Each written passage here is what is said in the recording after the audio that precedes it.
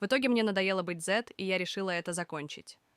Призналась, что ее парень увидел его сообщение и очень разозлился.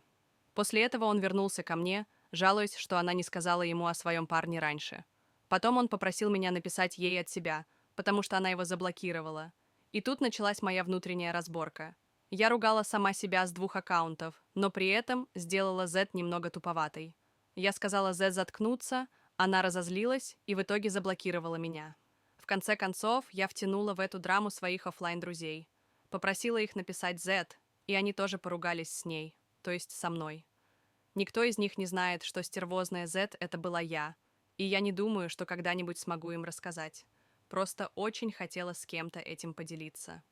П.С. Это случилось в прошлом году, и я не хвастаюсь этим. Если бы я хвасталась, меня бы тут не было. Я знаю, что это было отвратительно, но теперь я просто оглядываюсь назад и смеюсь.